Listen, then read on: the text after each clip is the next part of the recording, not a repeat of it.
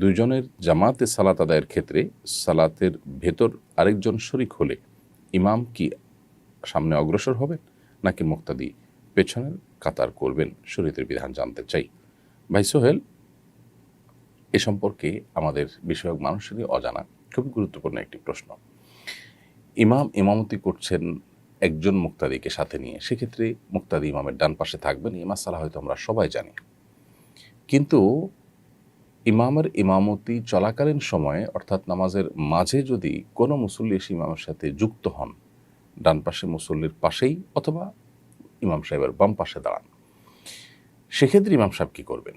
কারণ একাধিক মুক্তাদি যখন হবে তখন ইমামের কর্তব্য হলো সামনে দাঁড়ানো, মুক্তাদিদের কর্তব্য হলো পেছনে দাঁড়ানো। এখন দুজন মুক্তাদি হয়ে গেছে নামাজ চলাকালীন, নামাজের শুরু হতে যদি হতো তাহলে তো অবশ্যই ইমাম সামনে দাঁড়াতেন আর মুক্তাদি দুজন পেছনে দাঁড়াতেন। এখন নামাজের মাঝে হওয়াতে একজন ছিলেন, তাকে ডানে রেখে শুরু করা হয়েছে, আরেকজন এসে এখানে যুক্ত হয়েছেন বাম পাশে কিংবা ডান পাশে মুসল্লির সাথেই। সেক্ষেত্রে কি করবেন?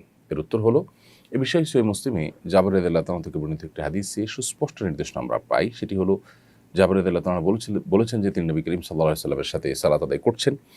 এমত অবস্থায় নবী সাল্লাল্লাহু আলাইহি সাল্লামের পাশাপাশি দাঁড়িয়ে একজন মুক্তাদি হিসেবে যখন সালাত আদায় করছেন, এর মধ্যে আরেকজন সাহাবী এসে তাঁর বাম পাশে দাঁড়ালেন। তখন নবী করিম সাল্লাল্লাহু আলাইহি সাল্লাম তাদের উভয়কে হাত দিয়ে ইশারা দিয়ে এবং ধরে সালাতের মধ্যে যেন আমলে কাসির না হয় সেইভাবে ধরে নিশ্চয়ই আপনার পেছনের দিকে তাদেরকে ঠেলে দিয়েছেন এবং তারাও ধীরে ধীরে বরাবর পেছনে গিয়ে দুজন একসাথে মিলিত হয়ে দাঁড়িয়েছেন। এভাবে তারা সালাত আদায় করেছেন। এখান থেকে পরিষ্কারভাবে আমরা নির্দেশনা পাই যে ইমাম যখন একজন মুক্তাদিকে ডান পাশে রেখে সালাত আদায় শুরু করেছেন, মাঝে যদি কোনো ব্যক্তি এসে তার সাথে যুক্ত হয় তাহলে তাদের উভয়কে হাতের ইশারায় বা হালকা টাচ করে পেছনের দিকে যাওয়ার জন্য ইঙ্গিত করবেন এবং তারা পেছনে চলে যাবেন। এতে তাদের নামাজের কোনো অসুবিধা হবে না, ইমাম সাহেব আপন জায়গায় দাঁড়িয়ে থাকবেন। আর যদি এটা কঠিন হয় বা মুক্তাদি বুঝবে না এরকম মনে হয়, তাহলে সেক্ষেত্রে যিনি ইমামতি করছেন তিনি বরাবর সামনে চলে যাবেন। তাতে মুক্তাদিরা দুজনে মাঝখানে ইমাম সরে যাওয়ার কারণে যে গ্যাপ তৈরি হয়েছে সেটা দুজন পূরণ করে ফেলবেন, অর্থাৎ একজন আরেকজনের সাথে মিলে দাঁড়াবেন। ব্যাস, এভাবে নামাজ সম্পন্ন করবেন, তাহলে সেক্ষেত্রে নামাজ হয়ে যাবে। কোনো কারণে যদি এই প্রসেসে অর্থাৎ ইমাম সামনে চলে গেলেন কিংবা মুক্তাদিদেরকে পিছনে ঠেলে দিলেন, এই প্রসেসে সালাত আদায় না করে দুজন মুক্তাদিকে পাশাপাশি রেখে জামাত শেষ করা হয়, তাতেই কিন্তু নামাজ হয়ে যাবে। কিন্তু সুন্নাহ হলো যে একাধিক মুক্তাদি হলে তখন মুক্তাদিরা পেছনে দাঁড়াবেন আর ইমাম সামনে দাঁড়াবেন। অতএব এই পদ্ধতিতে সালাত আদায় করতে হবে। আমাদের দেশে যে সমস্ত জায়গায় মানুষ নিজেরা জামাত করে এবং একজন মুক্তাদি জামাত করে, সে সমস্ত জায়গায় পরবর্তীতে এসে কেউ সেখানে জয়েনই অনেক সময় করতে ইতস্তত বোধ করেন, অথবা জয়েন করলেও তিনি পাশে দাঁড়ান আর ইমাম সাহেবও ওই অবস্থায় সালাত আদায় করেন।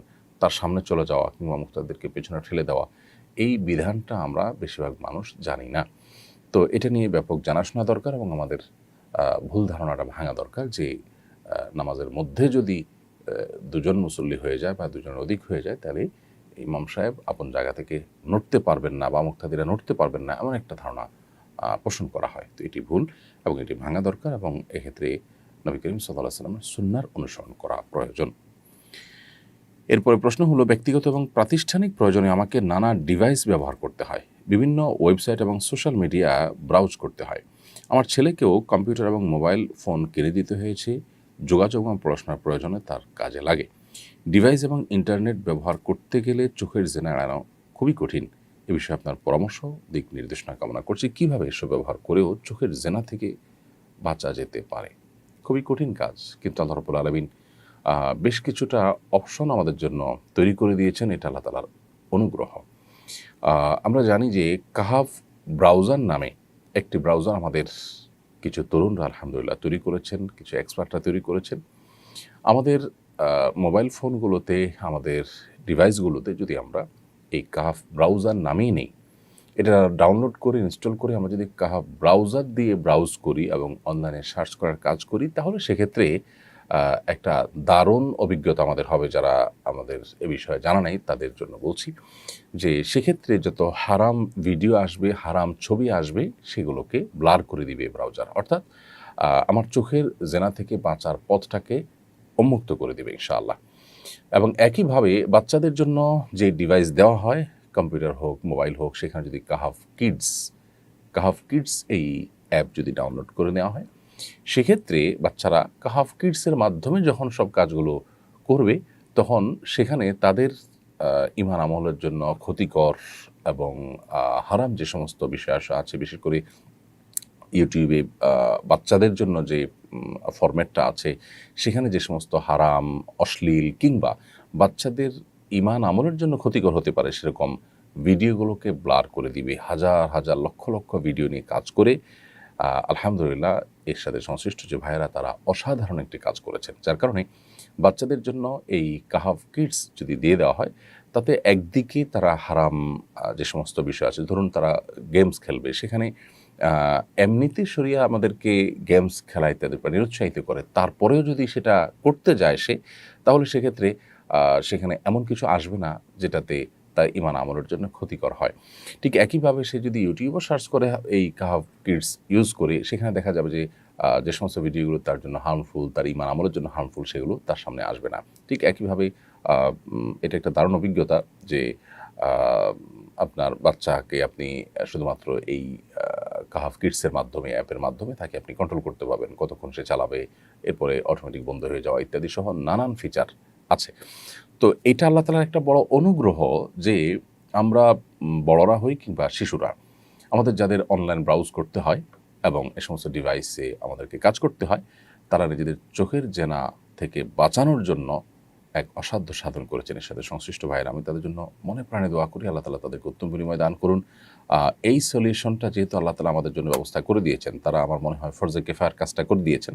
কারণ আমরা বেশিরভাগ মানুষই যারা আমাদের সোশ্যাল মিডিয়াতে কিংবা অনলাইনে আমাদেরকে ব্রাউজ করতে হয়, তাদের আসলে নিজের চোখের জেনা থেকে বাঁচাটা তাদের জন্য একরকম, পরিপূর্ণভাবে বাঁচাটা একরকম অসম্ভবের মতো কঠিন একটা কাজ হয়ে গেছে। তো আলহামদুলিল্লাহ সেটা থেকে বাঁচাবার জন্য উম্মাহকে কারো না কারোর কাজ করা দরকার ছিল। সেই কাজটা কাহাফ কিডস এবং কাহাফ ব্রাউজার যারা আবিষ্কার করেছেন, এর ব্যবস্থাপনা যারা আছেন, তারা আলহামদুলিল্লাহ সেই ফরজে কিফায়ার কাজটা করে দিয়েছেন। এখন গুনাহ থেকে বাঁচাটা কিন্তু ফরজে আইন। কীভাবে বাঁচবো সেই পদ্ধতিটা আমাকে বের করতে হবে। সেটা আপনি আমি যে কাহাফ কিডস, কাহাফ ব্রাউজারের কথা বললাম, এর মাধ্যমে করেন, অথবা আত্মনিয়ন্ত্রণ শতভাগ করার মাধ্যমে আপনি করেন, সেটা আপনাকে করতে হবে। আল্লাহ তাআলা আমাদেরকে চোখের জেনা থেকে হেফাজত করুন, আমাদের ঈমান আমলকে হেফাজত করুন, আমাদের শিশুদেরকে ধ্বংসের হাত থেকে রক্ষা করুন। আজকাল ঘরে ঘরে মুসলমানদের ঘরগুলোর থেকে বরকত উঠে গেছে, অকল্যাণ আমাদের মধ্যে ছেয়ে গেছে এবং নানাবিধ রোকিয়া রিলেটেড সমস্যাগুলো, দুষ্ট জিন এবং বদনজর এবং আপনার সেহের ইত্যাদিতে আমরা আক্রান্ত হয়ে যাচ্ছি। এই সবগুলোর পেছনে যে সব বিষয়গুলো কাজ করে, তার মধ্যে থেকে একটা অন্যতম হলো যে আমরা অহরহ অগণিতবার প্রতিদিন গুনাহে লিপ্ত হচ্ছি এই অনলাইন ব্রাউজ করতে গিয়ে। অতএব সোশ্যাল মিডিয়া হোক বা নেটে কোনো কিছু সার্চ করার প্রয়োজন হোক, এইসব বিষয়গুলোতে আমি যতটুকু জানি এবং আমার অভিজ্ঞতা বেশ ভালো যে কাহাফ ব্রাউজার ব্যবহার করলে আলহামদুলিল্লাহ যে একটা আমি দৈনিক পেপার যদি পড়ি অনলাইনে, সেখানে দেখা যায় যে হারাম যে ছবিগুলো আছে সেগুলো ব্লার করা যায়। এবং ইন্টারেস্টিং একটা বিষয় দেখলাম যে সেখানে মেয়েদের ছবি ব্লার করার ক্ষেত্রে ফেসটা আমি ব্লার করা হোক, সেটা চাই কি চাই না, সে অপশনটাও চুজ করার সুযোগ আছে। অর্থাৎ এটা নিয়ে যেহেতু কিছুটা ভিন্ন মত আছে, যদিও বিশুদ্ধ মত হলো যে মেয়েরা পর্দার ক্ষেত্রে তাদের ফেসও ঢাকবেন, তো সেই জন্য অপশন রাখা আছে। এক কথায় অসাধারণ একটি কাজ করেছেন এর সাথে সংশ্লিষ্ট ভাইরা, আল্লাহ তাদেরকে উত্তম বিনিময় দান করুন। এবং আমরা যারা আমাদেরকে সোশ্যাল মিডিয়াতে কাজ করতে হয় কিংবা অনলাইনে সার্চ করতে হয়, তারা নিজেদের ঈমান আমলকে, আমাদের সন্তানদের ঈমান আমলকে বাঁচাবার জন্য এই পদ্ধতি অবলম্বন করতে পারি। এবং এর পাশাপাশি সবচেয়ে বড় জিনিস যেটা, সেটা হলো যে অভিভাবক হিসাবে আমাদের নিজেদের এবং আমাদের সন্তানদের বাঁচাবার জন্য আমাদের সিরিয়াসনেস থাকাটা জরুরি। এবং যদি কেউ এই অ্যাক্সেস আপনার ব্যবহার না করে অন্য কোনো পদ্ধতিতেও সতর্ক থেকে নিজেকে, নিজের সন্তানকে বাঁচাতে পারেন, তার ফরজ আদায় হয়ে যাবে, গুনাহ থেকে বাঁচার ফরজ আদায় হয়ে যাবে এবং তিনি রক্ষা পাবেন। সিরিয়াসনেসটা হলো সবচেয়ে বড় বিষয়। আল্লাহ তাআলা আমাদেরকে হেফাজত করুন, আমাদের ঈমান আমলকে হেফাজত করুন, আমাদের সন্তানদের পরবর্তী প্রজন্মের ঈমান আমলকে আল্লাহ তাআলা হেফাজত করুন। রায়হান আহমেদ মাসুম আপনি লিখেছেন, কে যেন আমার মোবাইলে টাকা রিচার্জ করে দিয়েছে। কে করেছে আমি জানি না, পরবর্তীতে কেউ আমার সঙ্গে যোগাযোগ করেনি, এখন আমার করণীয় কী? ভাই রায়হান আহমেদ, কেউ যদি আপনার মোবাইলে ভুলে রিচার্জ করে দিয়েছে বলে আপনার মনে হয়, তাহলে সেক্ষেত্রে তার কোনো ট্রেস পাওয়া গেলে তো সেই টাকা তার কাছে রিটার্ন করবেন বা যোগাযোগ করবেন। আর যদি তার কোনো ট্রেস পাওয়া না যায়, তাহলে সেক্ষেত্রে আপনি এই টাকাটা সওয়াবের উদ্দেশ্য ছাড়া, অর্থাৎ যিনি পাঠিয়েছেন তার পক্ষ থেকে দানের উদ্দেশ্যে আপনি কোনো গরিব দুঃখীকে দান করে দিবেন, সাদাকা করে দিবেন। ইনশাআল্লাহ বিদিনিল্লাহ ওই পরিমাণ টাকা সাদাকা করে দিলে আপনি দায়মুক্ত হয়ে যাবেন। এরপরে প্রশ্ন হলো, সচেতন নাগরিক সমাজ এবং আলেম ওলামাদের বাধা বিপত্তি সত্ত্বেও বাংলাদেশে মানবাধিকার কমিশনের কার্যক্রম শুরু করেছে জাতিসংঘ, এ মর্মে নিউজ দেখতে পেয়েছি গণমাধ্যমে। প্রশ্ন হলো, এত বাধা বিপত্তি উপেক্ষা করে যখন তাদের কার্যক্রম চালু করা হয়েছে, এখন আমাদের করণীয় কী হতে পারে? খুবই দুর্ভাগ্যজনক একটি বাস্তবতা, বাংলাদেশে জাতিসংঘের মানবাধিকার কমিশনের কার্যক্রম নিয়ে এত আপত্তি তোলা হয়েছে এবং জাতিসংঘ সদস্যভুক্ত এতগুলো দেশের মধ্যে সামান্য হাতে গোনা কয়েকটি দেশে মাত্র তাদের কার্যক্রম চলমান আছে, এবং সে দেশগুলো যুদ্ধরত কিংবা গৃহযুদ্ধে লিপ্ত অনেকটা। তো সেরকম একটা পরিস্থিতিতে যখন এই কমিশন কার্যক্রম চালু করে কোনো দেশে, সেরকম একটা কমিশন বাংলাদেশে এসে তাদের কার্যক্রম পরিচালনা করবে, এটা আমাদের জন্য খুবই অপমানজনক এবং দুর্ভাগ্যজনক। জাতিসংঘ মানবাধিকার কমিশনের কার্যক্রম, এটা নিয়ে নানা প্রশ্ন জনমনে রয়েছে এবং পৃথিবীতে তারা মানবাধিকার প্রতিষ্ঠার যে কাজটা সেটা করতে দারুণভাবে ব্যর্থ হয়েছেন। ফিলিস্তিন সহ মধ্যপ্রাচ্যে এবং পৃথিবীর বিভিন্ন প্রান্তে ছড়িয়ে ছিটিয়ে থাকা গণহত্যা, মুসলমানদের নিধন, অন্যদেরকে নিধন, এর কোনোটি তারা সেভাবে বন্ধ করতে পারেনি। অথচ মানবাধিকারের নামে তারা সমাজের মূল্যবোধ পরিপন্থী যে সমস্ত কার্যক্রম আছে সেগুলোকে তারা দ্বিধার্থে পরিচালনা করছে বিভিন্ন দেশে। তাদের ব্যাপারে অভিযোগ আজকে নতুন নয়। কেন বিভিন্ন দেশ তাদেরকে অ্যাকসেপ্ট করতে চায় না, অথচ আমরা তাদেরকে অ্যাকসেপ্ট করছি এবং অনেকটা খাল কেটে কুমির আনার মতো কাজ করছি, সেটা সরকারের ঊর্ধ্বতন মহলই একমাত্র বলতে পারে। খুবই দুর্ভাগ্যজনক একটি বাস্তবতা হলো যে ইন্টারিম গভর্নমেন্ট তাদের যে কাজগুলো আছে সে কাজগুলোর বাইরে এমন অনেক কাজ করছে যে কাজগুলো করার জন্য তারা না জনগণ থেকে ম্যান্ডেট পেয়েছে, না সেগুলো আসলে তাদের কাজের আওতায় পড়ে। উপদেষ্টাদের অনেকে এমন অনেক কার্যক্রম করছেন যেগুলো আমাদের সমাজের মানুষের মূল্যবোধ পরিপন্থী, যেগুলো বিদেশিদের এজেন্ডা বাস্তবায়ন মাত্র।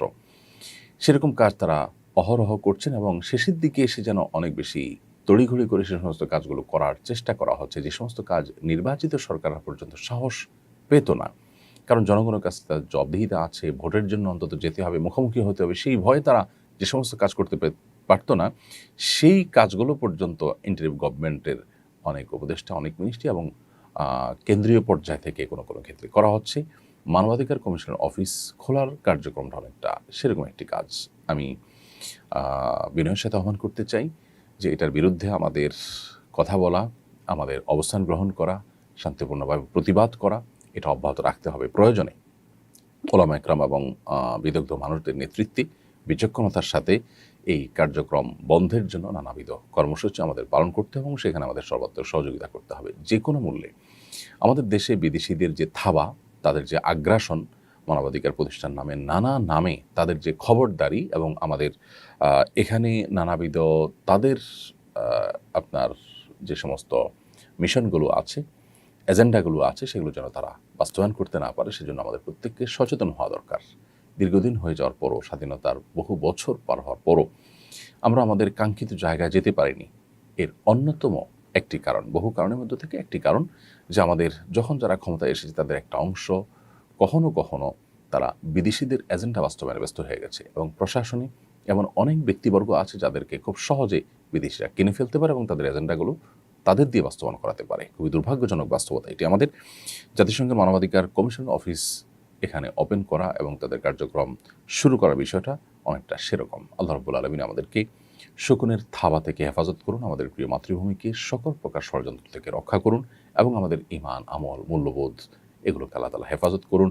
আমাদের স্বাধীনতা, সার্বভৌমত্ব যাতে কোনোভাবে নষ্ট না হয়, এ দেশটাকে যাতে কোনোভাবে বিভক্ত করার চক্রান্ত কেউ করতে না পারে। চট্টগ্রাম সহ যে সমস্ত অঞ্চলগুলো নিয়ে শঙ্কা আছে সেগুলো নিয়ে কেউ কোনো রকম ষড়যন্ত্র যেন করতে না পারে, আল্লাহ তাআলা আমাদেরকে সেরকম ধী শক্তি, সেরকম বিচক্ষণতা এবং সেরকম সার্বিক শক্তি সামর্থ্য দান করুন।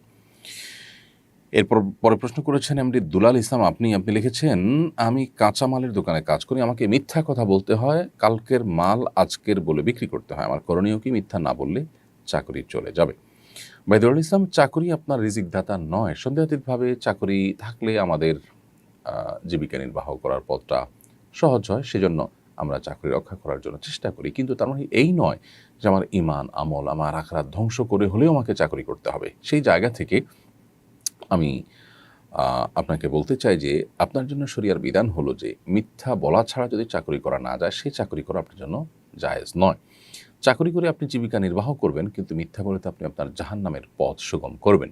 তাহলে একজন মানুষ যদি ক্ষুধার্ত থাকে তাহলে তিনি নিশ্চয়ই বিষ খাবেন না, কারণ বিষ খেয়ে ক্ষুধা নিবারণের চেষ্টা করলেও তাতে তিনি মারা যাবেন, অর্থাৎ এই ক্ষুধা নিবারণের কোনো মানে হয় না। ঠিক একইভাবে মিথ্যা বলে চাকরি করে আপনি জীবিকা নির্বাহ হয়তো করতে পারবেন, কিন্তু জাহান্নাম আপনি ত্বরান্বিত করছেন। সেজন্য আপনার জন্য এই চাকরি সুইচ করে অন্য কোনো চাকরি বা অন্য কোনো পেশা যাওয়ার চেষ্টা করা উচিত। আল্লাহ তাআলা রিজিক দাতা, রিজিক আহরণ করবার জন্য আমাদেরকে কষ্ট করতে হবে। হয়তো চাকরি ছেড়ে দিলে আপনার একটু কষ্ট হবে, হয়তো টানাটানি করে চলতে হবে, হয়তো আর একটু খারাপ চাকরিতে আপনাকে যেতে হবে, হয়তো উপার্জন একটু কম হবে, কিন্তু এই সমস্ত স্যাক্রিফাইসগুলোর বিনিময়ে তো আমরা আল্লাহর কাছে জান্নাত চাইবো। আমরা আল্লাহর কাছে জান্নাতটা কোন মুখে চাইবো? আমি আমার সব কিছু ঠিক রেখে যদি আল্লাহর কাছে জান্নাত প্রত্যাশা করি, সেটা তো সঠিক প্রত্যাশা হবে না। অতএব আপনার উচিত এই চাকরি বাদ দিয়ে অন্য কোনো চাকরিতে যাওয়া, কিংবা মালিককে সাফ জানিয়ে দেওয়া যে আমি তোমার এই কাজের জন্য মিথ্যা বলতে পারবো না। এরপরে প্রশ্ন করেছেন রোনাফ চৌধুরী, আপনি লিখেছেন, আমার নাক একটু অস্বাভাবিক বড়, আমার মুখের সাথে মানানসই লাগছে না। এ নিয়ে অনেকের কাছ থেকে কথা শুনতে হয়, যা আমার খুবই খারাপ লাগে। আমি যদি অপারেশন করে এটা ঠিক করি তাহলে কি আমার কোনো পাপ হবে? কোনো একটা লাইভে সম্ভবত আপনার এই প্রশ্ন উত্তর আমরা দিয়েছি প্রিয় দর্শক। সেটি হলো যে যদি নাক আপনার অস্বাভাবিক বড় হয় তাহলে অপারেশন করে স্বাভাবিক করতে পারবেন। এতে আল্লাহর সৃষ্টিতে যে পরিবর্তন করবার নিষেধাজ্ঞা আছে, এ বিষয়ে যে নিষেধাজ্ঞা আছে সেটি লঙ্ঘন হবে না। কারণ আপনার কোনো অসুবিধা থাকলে বা কোনো অসঙ্গতি থাকলে বা কোনো আপনার জন্মগত কোনো ত্রুটি থাকলে, তাহলে সেটাকে ঠিকঠাক করা বা সেটা ট্রিটমেন্ট করা, এটা পার্ট অফ জেনারেল ট্রিটমেন্ট। যার কারণে এর ফলশ্রুতিতে আপনি আল্লাহর সৃষ্টিতে পরিবর্তন করবার যে গুনাহ, সেই গুনাহগার হবেন না, সেই গুনাহে গুনাহগার হবেন না। এরপর প্রশ্ন হলো, আসুন্নাহ ফাউন্ডেশনের বৃক্ষরোপণ প্রকল্পে কি এখনও দান করা যাবে? হ্যাঁ, আসুন্নাহ ফাউন্ডেশনের যে বৃক্ষরোপণ কার্যক্রম 2025 সালের শুরু হয়েছে, সেটা এখনও চলমান আছে এবং পুরো বর্ষার মৌসুম ধরেই চলমান থাকবে। বিধায় আমরা এখনও কেউ চাইলে এই কার্যক্রমে সামিল হতে পারি, দান করতে পারি, এবং প্রতিনিয়ত দেশের বিভিন্ন জায়গায় আমাদের বৃক্ষ বিতরণ এবং বৃক্ষরোপণের কার্যক্রম চলমান আছে। বিশেষ করে শিক্ষা প্রতিষ্ঠানগুলোকে টার্গেট করি আমরা এই কার্যক্রম ব্যাপকভাবে পরিচালনা করছি। অতএব কেউ চাইলে কোনো ফলদ বা বনজ কোনো গাছ রোপণ করবার জন্য আপনার তরফ থেকে আপনি আসুন্নাহ ফাউন্ডেশনকে দায়িত্ব দিতে পারেন। বাস্তবতা হলো যে বর্ষার মৌসুমে আমাদের যে কমন আমলগুলো আছে, এর মধ্যে থেকে একটা আমল হলো বৃক্ষরোপণ করা, অর্থাৎ এর মাধ্যমে আল্লাহর সন্তুষ্টি অর্জন করে সাদকা জারিয়ার সওয়াব আমি পেতে পারি। এই সুযোগটা বর্ষাকালে আমাদের জন্য বেশি হয়। তো আমরা যারা শহরে বসবাস করি, আমাদের চাইলেও আসলে নানান সীমাবদ্ধতার কারণে বৃক্ষরোপণ করবার সুযোগ হয় না। অতএব আসুন্নাহ ফাউন্ডেশন আমাদের জন্য সেই সুযোগটা করে দিয়েছে যে এ ধরনের মানুষদের তরফ থেকে মাত্র 100 টাকায় একটা গাছ রোপণ করার উদ্যোগ নিয়েছে। সো আমরা চাইলে 100 টাকা দান করে একটা গাছ আমাদের তরফ থেকে যেন রোপণ করা হয়, তার জন্য উদ্যোগ নিতে পারি। অতএব 10টা গাছ রোপণ করার জন্য আমি 1000 টাকা দান করি, আসুন্নাহ ফাউন্ডেশনকে দায়িত্ব দিতে পারি। আমার তরফ থেকে দেশের বিভিন্ন জায়গায় 10টা গাছ রোপণ করা হবে ইনশাআল্লাহ। এই 10টা গাছ থেকে যদি একটা গাছও টিকে যায় এবং বেঁচে যায়, তাহলে সেক্ষেত্রে সাদকা জারিয়ার সওয়াব যতদিনই গাছ থাকবে আমার আমল যেতে থাকবে ইনশাআল্লাহ বিদিনিল্লাহ। নিজেদের তরফ থেকে, নিজেদের মৃত আত্মীয়স্বজনের তরফ থেকে আমরা এই আমলটি করতে পারি। এরপর প্রশ্ন করেছেন হাসান বাপ্পি, আপনি লিখেছেন, ওয়েস্টের কালচারে নতুন বছর উদযাপন করতে গিয়ে আমার খালাতো ভাই মদ্যপান করে ফেলে, পরে সে অনুতপ্ত হয়, এর কিছুদিন পর সে ওমরা করে, তার ওমরা কবুল হবে কিনা? কেউ কোনো গুনাহে লিপ্ত হলে, সেটা মাদক সেবন হোক বা অন্য কোনো গুনাহে লিপ্ত হলে, তিনি যদি অনুতপ্ত হয়ে আল্লাহ তাআলার কাছে খালেস অন্তরে তওবা করেন, আশা করে যে আল্লাহ তাআলা তাকে মাফ করবেন। কারণ আল্লাহ রাব্বুল আলামিন কোরআনে কারিমে আমাদেরকে নির্দেশ করেছেন, ওয়াতুবু ইলাল্লাহি জামিআন আইয়ুহাল মুমিনুন, হে ঈমানদাররা তোমরা সবাই আল্লাহর কাছে তওবা করো। আল্লাহ বলেছেন, ইন্নাল্লাহা ইয়াগফিরুয যুনুবা জামিআ, আল্লাহ তোমাদের সব গুনাহ মাফ করে দিবেন। সো তওবা করা উচিত এবং আল্লাহ তাআলা আমাদেরকে মাফ করবেন সেই প্রত্যাশা রাখা উচিত। অতএব সেই গুনাহের পর যখন তিনি অনুতপ্ত হয়েছেন, তওবা করেছেন, তারপর তিনি উমরা করলে সে উমরা যথাযথভাবে করে থাকলে ইনশাআল্লাহ কবুল হতে পারে। আল্লাহ তাআলার কাছে সেই প্রত্যাশা তিনি অবশ্যই রাখতে পারেন। জেসমিন আক্তার আপনি লিখেছেন, 4 রাকাতের নিয়ত করে 2 রাকাত নামাজ পড়ে আত্তাহিয়াতু পড়লাম। মনের ভুলে 3য় রাকাতে আবারও আত্তাহিয়াতু পাঠ করেছি। আবার শেষ বৈঠকেও পাঠ করলাম। আত্তাহিয়াতু 3 বার হয়ে গেল। নামাজ হবে কিনা? বোন জেসমিন, এরকম পরিস্থিতিতে আপনি যেহেতু 3য় রাকাতে না বসে দাঁড়িয়ে যাওয়াটা আপনার কর্তব্য ছিল, কিন্তু আপনি বসে আত্তাহিয়াতু পড়ে ফেলেছেন। পরবর্তীতে আপনি যখন এটা আঁচ করতে পেরেছেন, শেষে আপনাকে সিজদা সাহু দিতে হবে। সিজদা সাহু দিলে আপনার সালাত বিশুদ্ধ হয়ে যাবে ইনশাআল্লাহ তাআলা। এরপরে প্রশ্ন করেছেন কৃষিবিদ হোসনে আরা খাতুন আপনি লিখেছেন, বাবা মায়ের অমতে বিয়ে করা সন্তানকে অফিসিয়ালি ত্যায্য ঘোষণা করা হয়েছে। কয়েক বছর পর বাবা মা ফোনে যোগাযোগ করেন, কিন্তু ত্যায্য করার বিষয়টা সমাধান করেন না। যাকে ত্যায্য করা হয়েছে তার এখন করণীয় কি? যোগাযোগ রাখা উচিত কিনা? প্রথম কথা হলো যে সন্তানকে ত্যায্য করার এই বিধান শরিয়া সমর্থন করে না। অর্থাৎ শরিয়া দৃষ্টিকোণ থেকে কোনো রক্ত সম্পর্কে আত্মীয়কে আসলে ত্যাগ করা যায় না। যত অভিমানী থাকুক না কেন, তাকে চিরতরে ত্যাগ করা, তার সাথে সম্পর্ক ছিন্ন করা, এই সুযোগটা শরিয়া কোনোভাবে আমাদের জন্য রাখেনি। যার কারণে কোনো বাবা মা যদি সন্তানকে ত্যায্য করেন, তাহলে সেক্ষেত্রে শরিয়া দৃষ্টিকোণ থেকে এই ত্যায্য করার কোনো ভিত্তি থাকবে না এবং গ্রহণযোগ্যতা থাকবে না। ফলশ্রুতিতে বাবা মা যদি আপনার সাথে যোগাযোগ করেন, তার মানে তারা আপনার সাথে যোগাযোগ শুরু করে দিয়েছেন যথাযথ এবং স্বাভাবিকভাবে আপনি যোগাযোগ করবেন, বাস এটাই যথেষ্ট। ত্যায্য যেহেতু শরিয়া দৃষ্টিকোণ থেকে গ্রাহ্যই নয়, অতএব ত্যায্য আবার অফিসিয়ালি উইথড্র করার কিছু নেই। যোগাযোগ স্বাভাবিক করলে ইনশাআল্লাহ চলবে। এবং আপনারও উচিত, আপনারও কর্তব্য সম্পর্ক স্বাভাবিক করার জন্য চেষ্টা করা এবং যোগাযোগ রাখার চেষ্টা করা, এবং তাদের প্রতি আপনারও যদি কোনো অভিমান থাকে, কষ্ট থাকে, সেটাকে ভুলে মা বাবা হিসাবে তাদেরকে তাদের সাথে সদাচরণ করা এবং তাদের সাথে যোগাযোগ রক্ষা করা, এটা আপনার কর্তব্য। এমডি নাহিদ আপনি লিখেছেন, কোরআন তেলাওয়াতের সময় সিজদার আয়াত এলে সঙ্গে সঙ্গে সিজদা দিতে হবে নাকি পরে দিলেও চলবে? এর উত্তর হলো যে অনেক উলামা ইকরামের মতে তেলাওয়াতের সিজদা এটা সাথে সাথে দিতে হবে। অনেক দেরি করে ফেললে সেটা হবে না, বরং সাথে সাথে দিতে হবে। এটা অনেক উলামা ইকরামের মত, বিশেষ করে ফুকাহে হাম্বলি ফকিগণ এরকম মত পোষণ করেন। এর বিপরীতে ফোকা আহনাফ এবং অন্যান্য ফকিগণ এর মত হলো যে সঙ্গে সঙ্গে দেওয়া উত্তম হলেও পরে দিলেও আদায় হয়ে যাবে। কোনো কারণে কেউ যখন তেলাওয়াত করছেন তখন তার ওযু ছিল না, তিনি পরে দিলেন, আদায় হয়ে যাবে। এক্ষেত্রে ফুকাহে হাম্বলীদের মত ভিন্ন। তাদের মত হলো যে তেলাওয়াত করলে তখনই আদায় করতে হবে। এক্ষেত্রে সৌদি আরব উলামা ইকরাম, শেখ বিন বাজ রাহিমাহুল্লাহ সহ অন্যান্য ফুকাহে ইকরাম তারা মনে করেন যে সিঙ্গেলের সমস্ত সিজদার জন্য ওযুর প্রয়োজন নেই, সো বিনা ওযুতেও তারা সিজদা দেওয়াটাকে জায়েজ মনে করেন। যদিও ফুকাহে হানাফের মতে সিজদা দেওয়ার জন্য ওযু করা জরুরি, যার কারণে ওযু থাকা অবস্থায় সিজদা দিতে হবে। এবং তেলাওয়াতটা বিনা ওযুতে মুখস্থ তেলাওয়াত হচ্ছে, এরকম সময় কেউ চাইলে কেউ যেহেতু সিজদা দিতে পারছেন না, অতএব তিনি পরে সিজদা দিলেও আদায় হয়ে যাবে। মাকসুদা সিকদার আপনি লিখেছেন, সফরে থাকা অবস্থায় নামাজ কাজা হলে মুকিম অবস্থায় সেগুলো কিভাবে আদায় করব? তখন কসর আদায় করব নাকি পূর্ণ আদায় করব? উত্তর হলো বোন মাকসুদা যে সফরে যে নামাজগুলো কাজা হয়েছে সেগুলো আপনি নিজ আবাসনে ফেরার পর যদি কাজা করেন, তাহলে আপনাকে কসরই আদায় করতে হবে। ঠিক একইভাবে আপনি নিজ ঠিকানায় থাকা অবস্থায় কোনো নামাজ কাজা হয়ে থাকলে সেই কাজাগুলো যখন সফররত অবস্থায় আদায় করবেন, তখন আপনাকে পরিপূর্ণ আদায় করতে হবে। অর্থাৎ কিভাবে এই নামাজটা ফরজ হয়েছিল, যখন ফরজ হয়েছিল তখন কি কসরের ফরম্যাটে ফরজ হয়েছিল আমার উপরে, নাকি পূর্ণাঙ্গ ফরম্যাটে ফরজ হয়েছিল, সেটাকে আমাকে অনুসরণ করতে হবে। যখন আদায় করছি তখন অবস্থা বিবেচ্য নয়, যখন ফরজ হয়েছিল তখনকার অবস্থা হলো বিবেচ্য। যার কারণে সফরে থাকা নামাজ, সফরে কাজা হওয়া নামাজ যদি আপনি নিজ ঠিকানায় ফেরার পর আদায় করেন, তাহলে কসরে আদায় করবেন। মোহাম্মদ সোহেল আপনি লিখেছেন, বিয়ের সময় কাবিনের টাকা দিতে পারি নাই, এখন একটু একটু করে দিতে চাচ্ছি, তো কাবিনের টাকা কি আমার স্ত্রীকে দিব নাকি আমার শ্বশুর শাশুড়িকে দিব? ভাই সোহেল, কাবিনের টাকা বা মহরের টাকা এটা মূলত স্ত্রীর অধিকার, অথবা এটা স্ত্রীকে দিতে হবে। যদি স্ত্রী শ্বশুর শাশুড়ি তারা একসাথে থাকেন এবং স্ত্রীর তরফ থেকে শ্বশুর শাশুড়ি গ্রহণ করেন স্ত্রীর সম্মতিতে যে হ্যাঁ তাদেরকে দাও, স্ত্রী বলে দেয়, তাহলে আপনি সেটা দিতে পারেন। কিন্তু নর্মালি এটা স্ত্রীর অধিকার। বিশেষ করে বিবাহের পর যখন আপনি থেমে ধীরে ধীরে দিচ্ছেন, ভেঙে দিচ্ছেন, তখন তো আপনি এটা স্ত্রীর কাছে দিতে পারেন। শ্বশুর শাশুড়ির কাছে দেওয়ার তো কোনো যৌক্তিকতা নেই।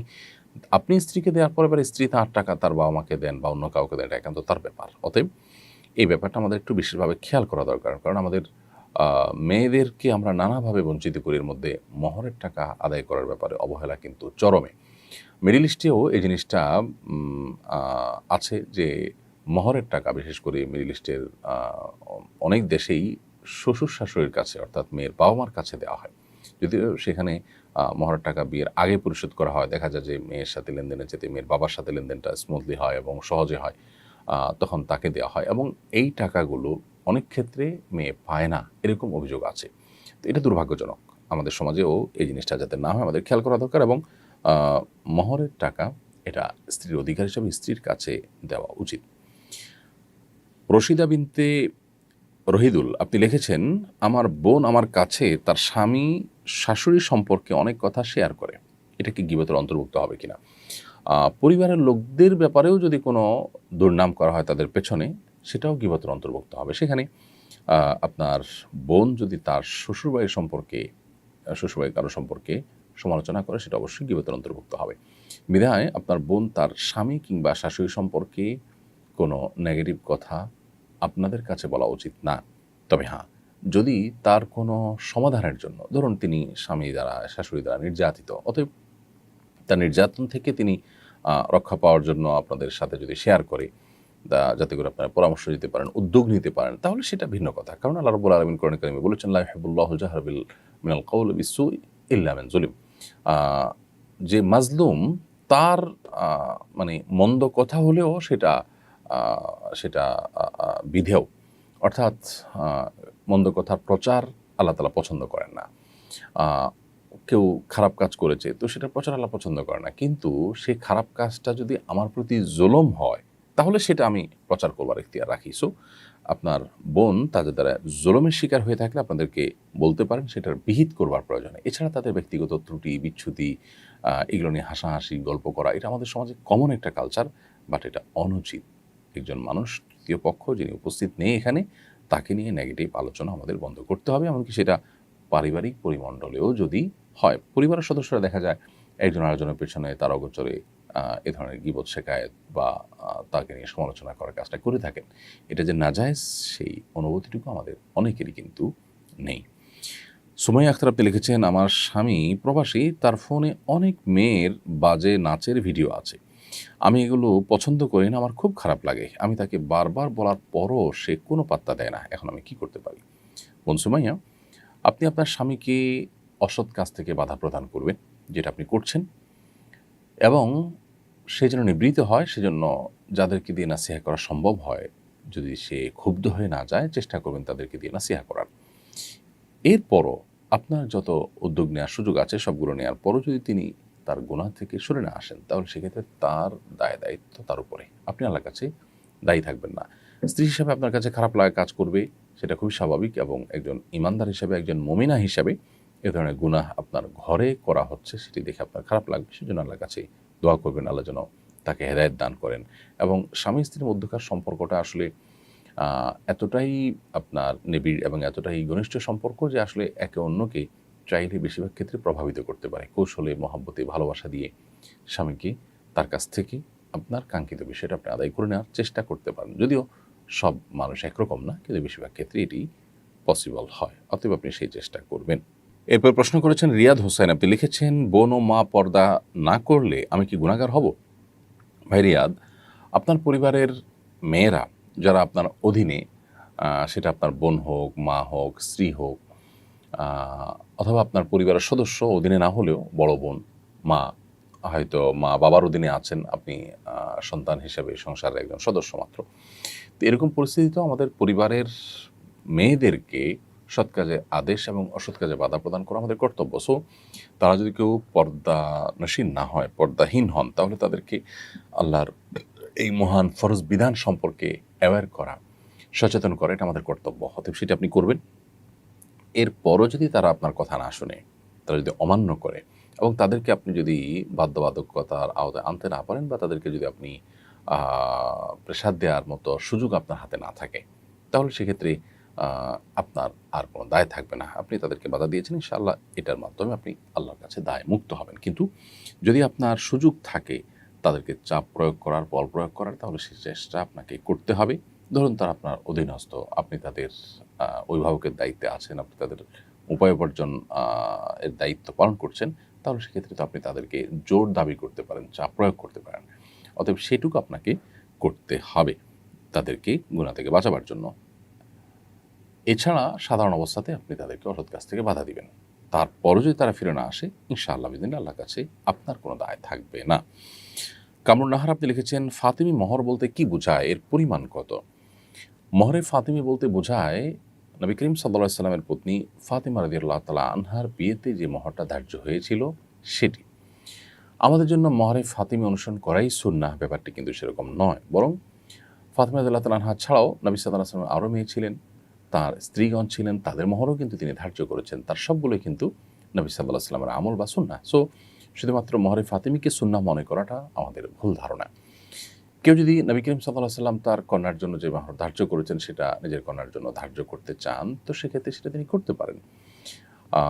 মহরে ফাতিমির পরিমাণ সম্পর্কে বেশ কয়েকটি মতামত রয়েছে। 480 দিরহাম, 500 দিরহাম, 400 দিরহাম, এরকম বেশ কয়েকটা মত আছে। এর মধ্যে 480 দিরহাম হওয়ার মতটা অধিকতর বিশুদ্ধ।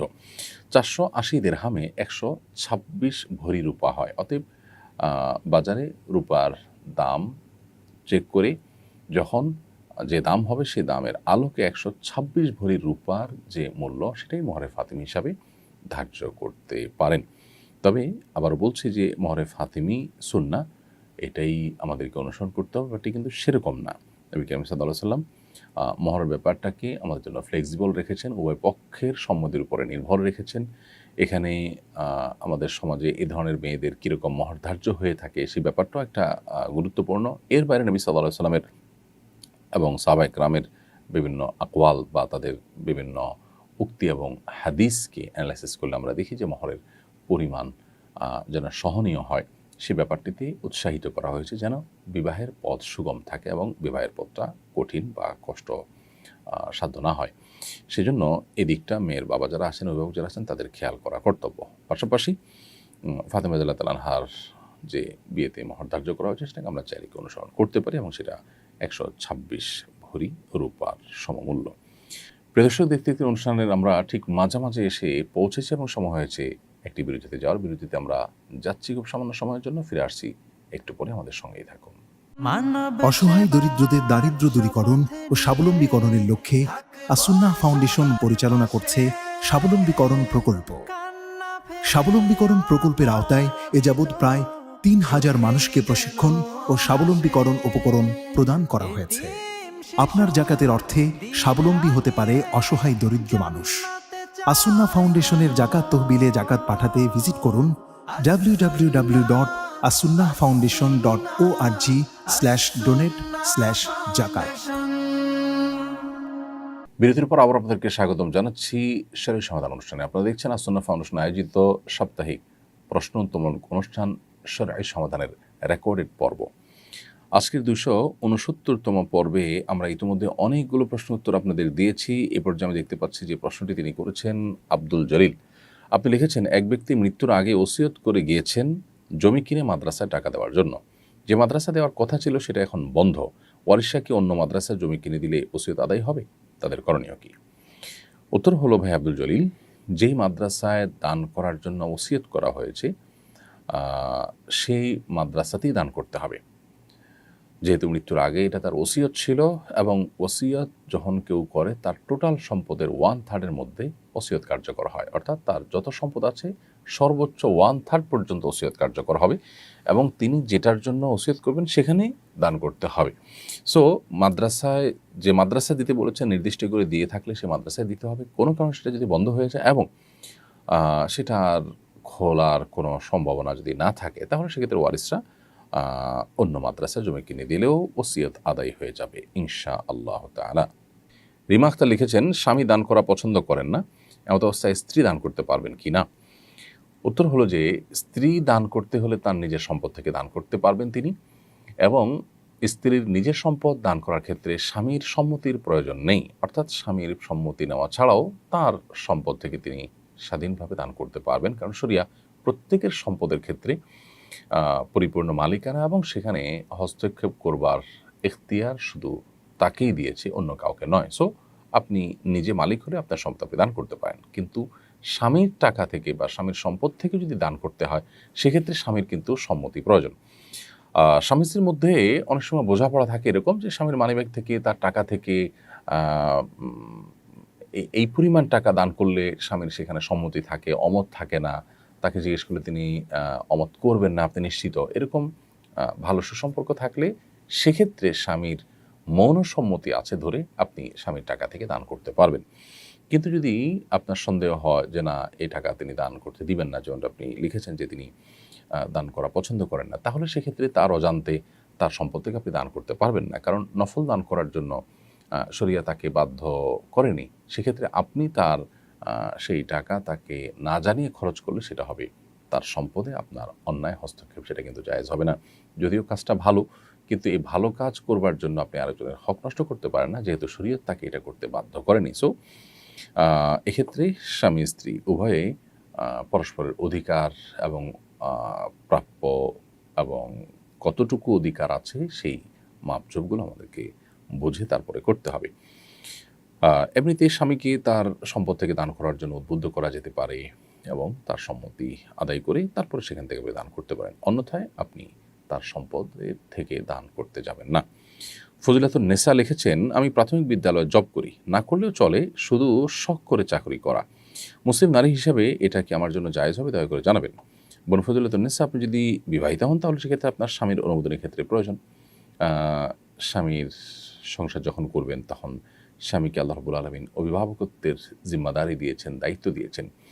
একটা দাম্পত্য জীবনে সুখ শান্তির জন্য একে অন্যকে সমীহ করা, শ্রদ্ধা করা, স্নেহ করা, ভালোবাসা, এটা যেমন গুরুত্বপূর্ণ, ঠিক তেমনিভাবে একজনকে অভিভাবক হিসাবে মানাটা এটা প্রয়োজনীয়।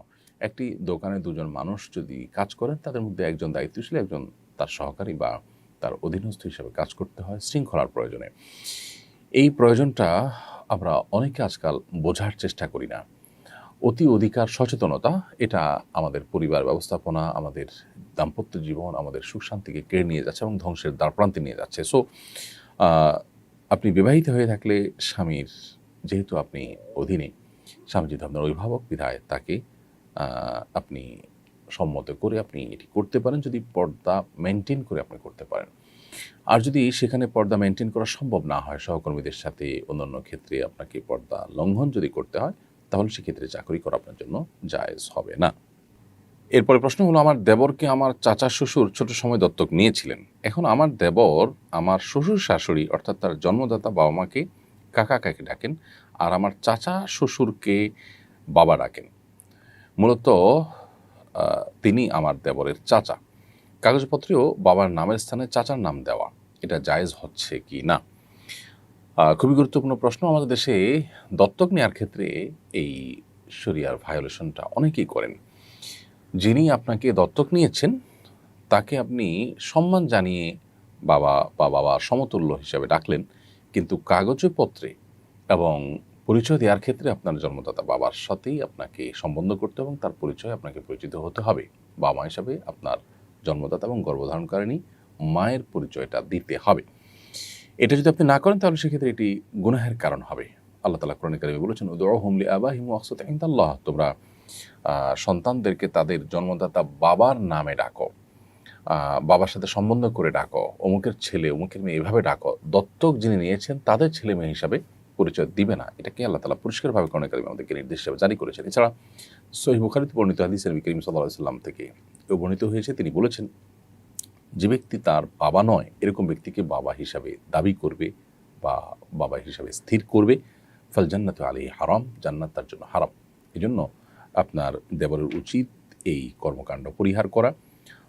চাচা শ্বশুর আপনার অর্থাৎ তাঁর চাচা, তারা যেহেতু তাদেরকে লালন পালন করেছেন, তাকে লালন পালন করেছেন, সো চাচা বাবার মতো, সেই হিসাবে তাকে সম্মান জানিয়ে বাবা সম্বোধন করাতে দোষ নেই। কিন্তু তার জন্মদাতা বাবাকে চাচা ডাকা দোষের। তাকে বাবা হিসাবে ডাকতে হবে, বাবা ডাকতে হবে, মাকে মা হিসাবে ডাকতে হবে এবং কাগজপত্রে বাবা মার জায়গায় নিজের জন্মদাতা বাবা মার নাম থাকতে হবে। পালক রেখেছেন যে চাচা, তার নাম রাখা যাবে না। যদি তিনি এটা করে থাকেন তিনি গুনাহগার হচ্ছেন।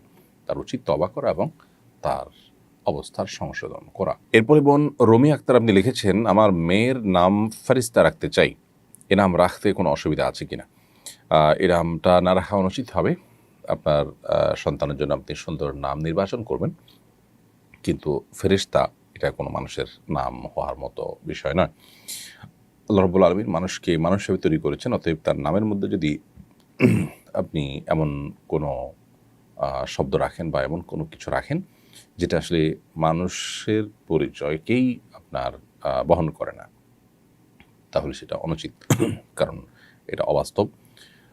তাছাড়া আল্লাহ তাআলা মানুষকে যে প্রকৃতি তৈরি করেছেন, ফেরেশতাদেরকে ভিন্ন প্রকৃতি তৈরি করেছেন, বিধায় এ ধরনের নাম পরিহার করে আপনি মেয়ে হিসাবে সর্বোত্তম নাম হয় আমাতুল্লাহ, আমাতুর রহমান, আল্লাহর বাদী, রহমানের বাদী।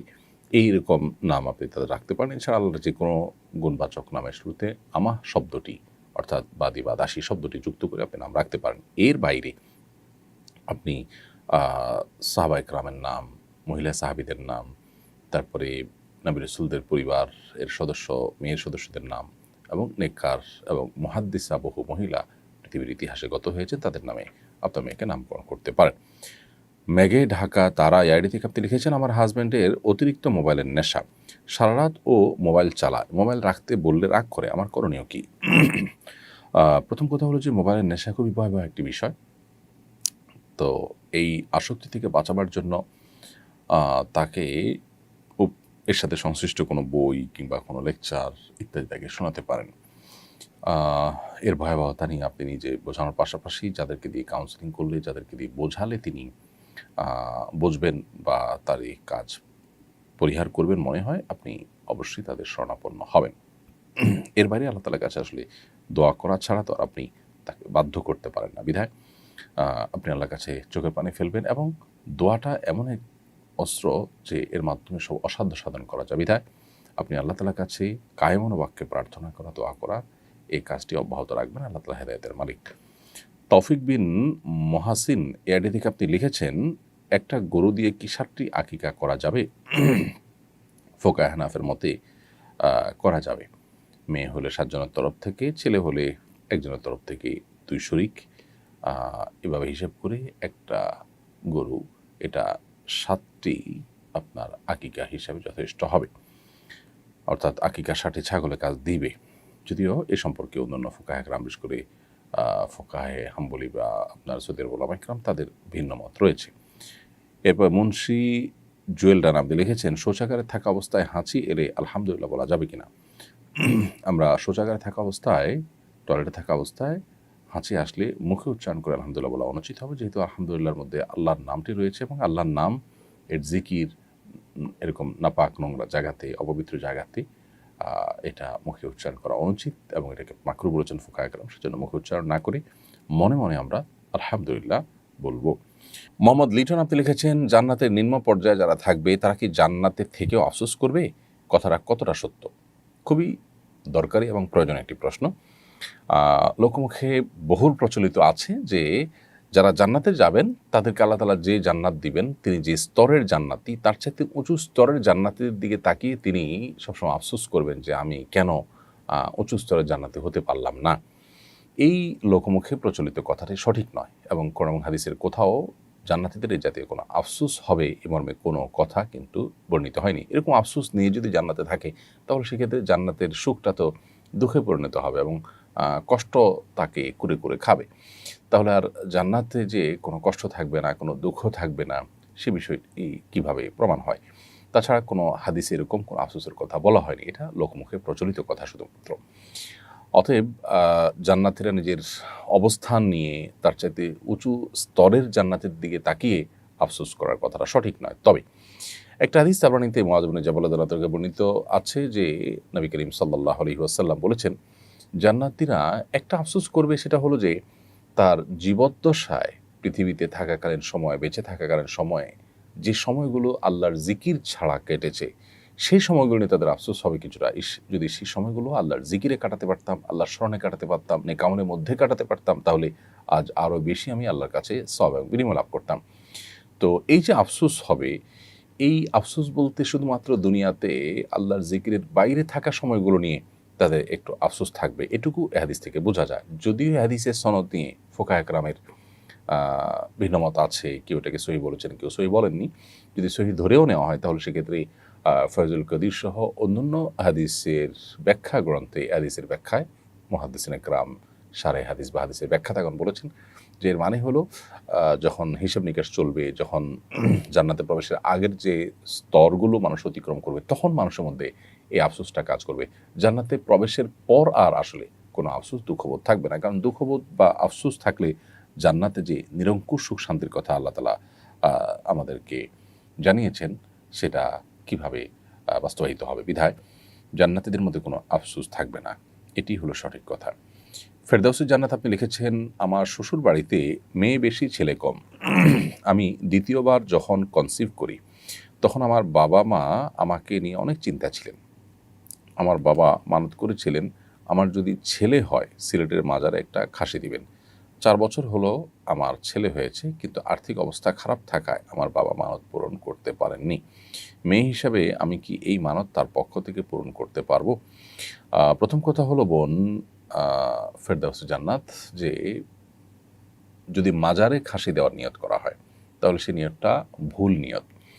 নবী করিম সাল্লাল্লাহু আলাইহি ওয়াসাল্লাম বলেছেন, মান নাযারা আন ইয়াসি আল্লাহ ফালা ইয়াসিহ। যদি কেউ এমন কোনো মানত করে যে মানতটা আসলে গুনাহের কাজ, তাহলে সেক্ষেত্রে সে সেই গুনাহের কাজটা করবে না, অর্থাৎ সে মানত পুরা করবে না।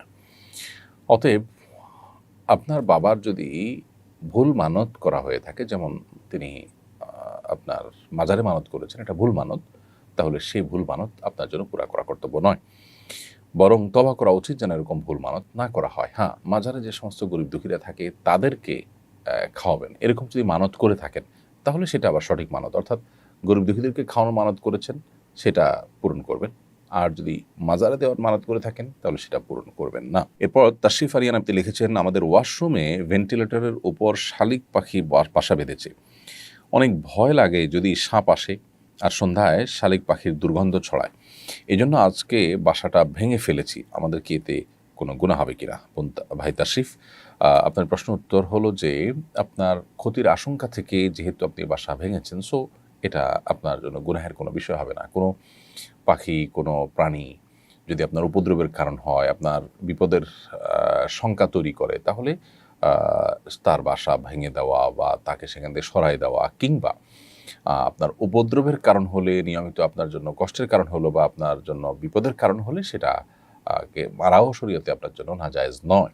আপনার নিজের প্রয়োজনে তার বাসা ভাঙাটা আপনার জন্য গুনাহের কাজ হয়নি ইনশাআল্লাহ বিইذনিল্লাহ।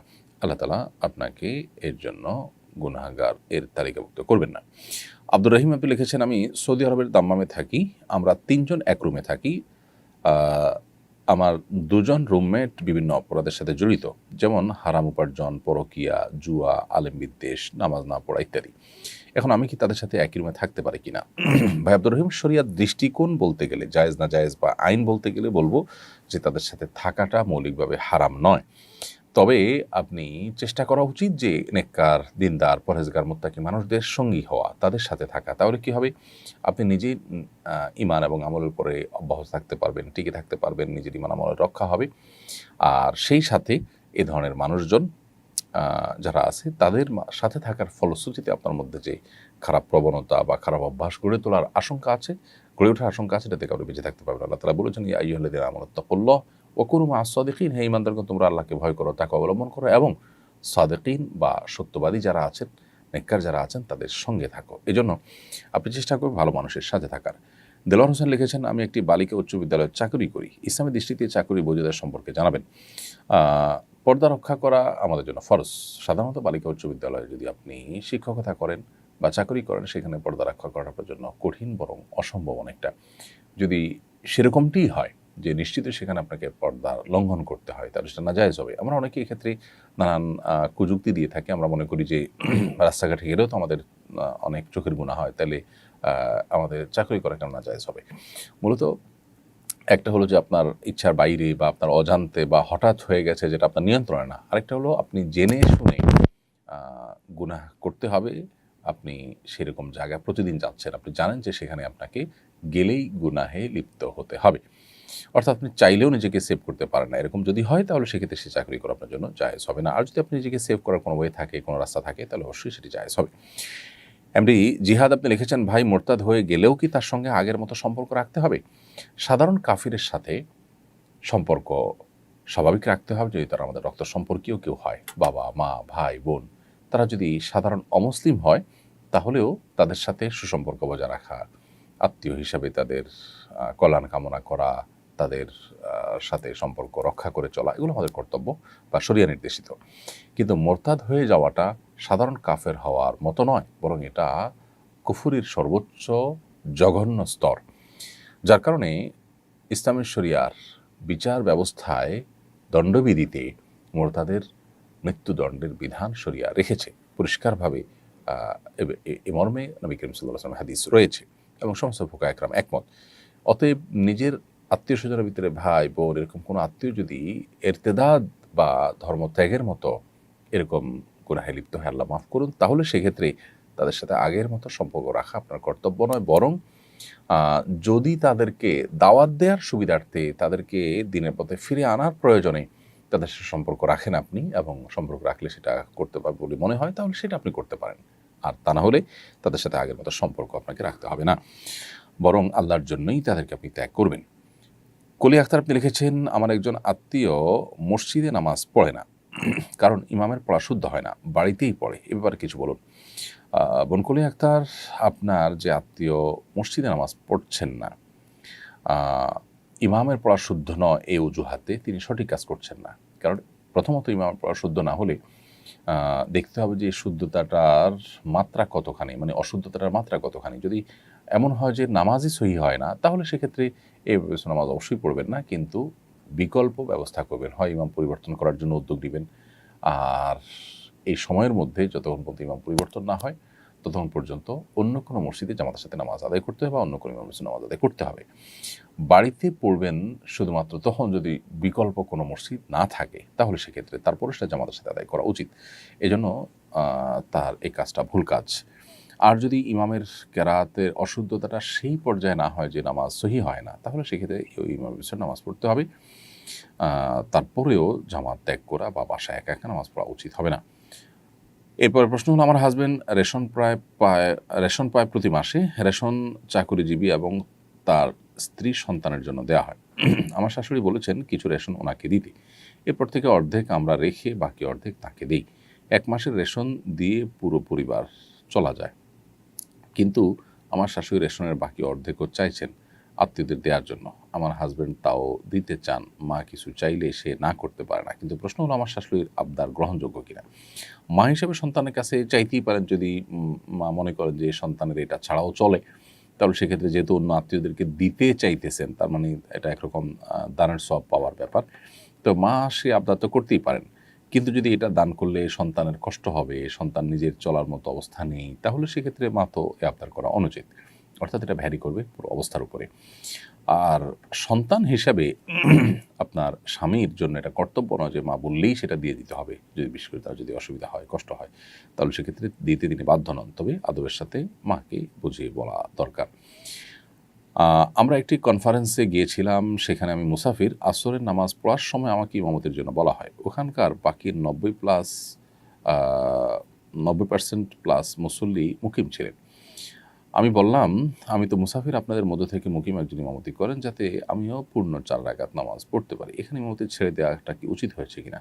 ইমামতি করাটা তো ফরজ ওয়াজিব কোনো কাজ নয়, বিধায় আপনি কোনো মুকিমের পিছনে নামাজ পড়লেন, আপনার নামাজ আদায় হয়ে গেছে। কিন্তু মুকিম হিসাবে 2 রাকাত যদি আপনি পড়তেন আর বাকিরা আপনার পেছনে 2 রাকাত প্লাস করতো, তাহলে এক উসিলায় অনেকের অজানা মাসালা জানা হয়ে যেত, সেটা হতো আপনার জন্য বেশি ভালো। তাছাড়া শরিয়া মুসাফির হিসাবে আপনার জন্য 2 রাকাত পড়ার বাধ্যবাধকতা রেখেছে। সো 2 রাকাতেই আপনি তুষ্ট থাকা উচিত শরিয়ার বিধানের ব্যাপারে, এই তুষ্টি আমাদের থাকা দরকার। তারপরে আপনার নামাজ হয়ে গেছে। পায়ের উপর পা তুলে শোয়া কি জায়েজ? পায়ের উপর পা তুলে শোয়া না জায়েজ বা নিষিদ্ধ কোনো বিষয় নয়। অমুসলিমের মুখে নবীজির নাম শুনলে কি দুরূদ পড়তে হবে? নবীজি সাল্লাল্লাহু আলাইহি ওয়াসাল্লামের নাম শুনলে দুরূদ পাঠ করতে হবে। নবী সাল্লাল্লাহু আলাইহি ওয়াসাল্লাম বলেছেন, যে ব্যক্তির সামনে আমার নাম পাঠ করা হলো অথচ সে দুরূদ পাঠ করলো না, সে কৃপণতা করলো। এখানে মুসলিম অমুসলিমের কোনো পার্থক্য তিনি করেননি, বিধায় যদি কোনো অমুসলিম নবীজির নাম বলেন আমরা দুরূদ পাঠ করব, এই দুরূদ পাঠ করে অমুসলিমকে আমি কিছু দিলাম না, দুরূদ পাঠ করার মতো নবী সাল্লাল্লাহু আলাইহি ওয়াসাল্লামের জন্য আমি আল্লাহর কাছে দোয়া নিবেদন করলাম, যেটা আমার নিজের উপকারে আসবে। কেউ বিছানায় নামাজ পড়ছে, তার সামনে লম্বা পর্দা ঝুলছে, এক্ষেত্রে ওই নামাজরত ব্যক্তির সামনে দিয়ে অতিক্রম করা জায়েজ আছে কিনা? যদি মুসল্লির সামনে পর্দা ঝোলানো থাকে তাহলে পর্দার বাইরে দিয়ে তো আপনি অবশ্যই যাতায়াত করতে পারবেন।